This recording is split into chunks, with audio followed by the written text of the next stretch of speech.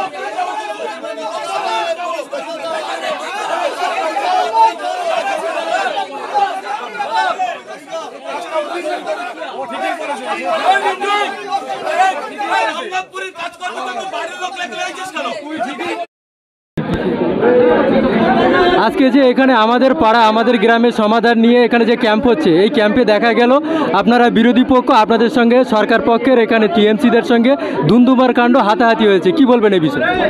দেখুন, সারা রাজ্য জুড়ে তৃণমূল কংগ্রেস সাধারণ মানুষের উপরে যে গাজোয়ারি করছে, পেশি শক্তির আস্ফালন করছে, এই ক্যাম্পে আমরা সেটা দেখলাম। রামনাথপুরের বুথে বিরোধী পক্ষ বিশেষ করে সাধারণ মানুষ যারা আছে তারা যথেষ্ট সংখ্যক উপস্থিত হয়েছে এবং তারা তাদের কাজ জমা দিচ্ছে। এখানে তৃণমূল কংগ্রেসের সঙ্গে পাশের বুথের অঞ্চলের অন্য বুথের বেশ কিছু লোকজন নিয়ে তারা এখানে হাঙ্গামা করে। এটাই তৃণমূল কংগ্রেসের আসল চরিত্র। আসল কথা হচ্ছে এই ক্যাম্পটাকে ভণ্ডুল করে দখল করে এই যে উন্নয়নের নাম করে যে টাকাটাকে অ্যালট করা হবে, এখনো পর্যন্ত সেটাই প্রতিশ্রুতি রাজ্য সরকারের, সেই টাকার সিংহভাগ দখল করা, নিজেদের ইচ্ছামতো স্বজন পোষণ করার যে ওদের যে অভ্যাস, সেইটা এখানে এস্টাবলিশ করার জন্য আপ্রাণ চেষ্টা করছে। অন্যান্য পঞ্চায়েতে যেখানে দেখা গিয়েছে কাগজ জমা নিয়েছে, অথচ সেই সব বিরোধী পক্ষের মেম্বারদের কোনো কাজ দেয়নি, সেখানে টিএমসি যারা হারা প্রার্থী ছিল তাদের কাজকে প্রাধান্য দিয়েছে। অন্যান্য পঞ্চায়েতে এ ব্যাপারে ডেপুটেশন হয়েছে বা ভিডিও ঘেরাও কর্মসূচি গ্রহণ করা হয়েছে। আপনাদের পঞ্চায়েতে যদি এরকম ভবিষ্যতে হয় কি বলবেন? দেখুন, পশ্চিমবাংলায় গণতন্ত্রের ছিটো ফোটাও অবশিষ্ট নেই। এখানে প্রত্যেকটা বিষয়ে একেবারে অগণতান্ত্রিক পদ্ধতিতে ভিত্তিতে, গায়ের জোরে তারা নিজেরা সিদ্ধান্ত গ্রহণ করে। পাড়ার সমাধানে নিশ্চয়ই জনগণের প্রায়োরিটি দেওয়া, জনগণের কথা গণতান্ত্রিক পদ্ধতিতে হওয়া উচিত, কিন্তু রাজ্যের বহু জায়গায় এই অভিযোগ আসছে যে শাসক দলের যারা নেতারা আছে তাদের কাজটাকে প্রায়োরিটি দিচ্ছে এবং বিডিও অফিসের কর্মচারী, বিডিও অফিসের প্রশাসন সেটাকে মদত দিচ্ছে। প্রশাসন এই বিষয়েও তারা উদাসীন, তারা কমপ্লেন নিচ্ছে না। এটাই আজকে আমাদের কাছে দুর্ভাগ্য। আজকে যদি আপনাদেরকে আবার যদি বঞ্চিত হয়ে যায়, আপনারা কি লড়াই থাকবেন? হ্যাঁ, আরেকবার বলুন। আপনারা যদি এখান থেকে কোনো রকমের বঞ্চিত হন পরবর্তী অবশ্যই মানুষ হিসেবে জন্মগ্রহণ করেছে সৃষ্টির আদি লগ্ন থেকে, প্রত্যেককেই লড়াইয়ের মধ্য দিয়ে টিকে থাকতে হয়। তাই প্রত্যেকটা সময় লড়াইয়ের মধ্য দিয়ে আমাদের টিকে থাকবো, যে কোনো পরিস্থিতিতে, যে কোনো মূল্যে।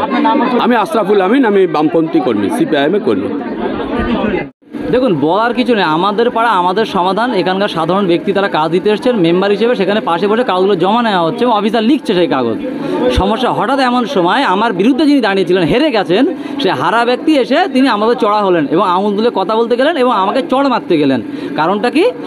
সাধারণ মানুষ দলবদ্ধ হয়ে যে কাজ দিতে এসছে, নম্বর অফ আপনার নম্বর অফ যে এডুকেশন আছে বা নম্বর অফ কাজ, সেই কাজ বেড়ে যাচ্ছে, ওদের কাজ হবে না। অর্থাৎ আইএসএফ এবং সিপিএম মিলিতভাবে যে কাজ দিচ্ছে সেটা গ্রামের কাজ, কিন্তু তারা চায় না গ্রামের উন্নতি হোক, তারা চায় কার বউ পুকুরে নামবে, কে নামবে, সে পুকুরে ঘাট হোক, সেই ব্যবস্থা। কিন্তু আমরা চাইছি আগে ঘাট নয়, আগে রাস্তা।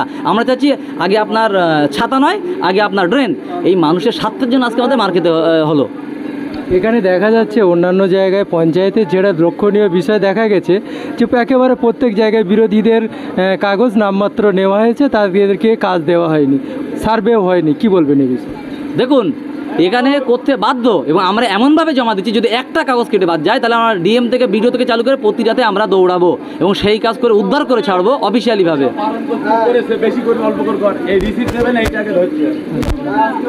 যতক্ষণ আজকে যেরকম আমরা রিসিভ দিচ্ছি না, আমাদের আমাদের সমাধানকে রিসিভ দিতে হবে। রিসিভ না দিয়ে বাড়ি চলে যাবেন, অর্থাৎ বিডিও অফিসে ঘুরে যেতে পারে। সুতরাং আমাদের সেটা দরকার ওখানে। আসল ভিডিও আজ এখানে নুরনগর গ্রাম পঞ্চায়েতে আমাদের গ্রাম আমাদের পাড়া সমাধানে এখানে ক্যাম্প বসেছে। তো এখানে দেখলাম তৃণমূল এবং বিরোধী পক্ষ থেকে ব্যাপক হৈহুট্টল হয়েছে। কি বলবেন এই বিষয়ে?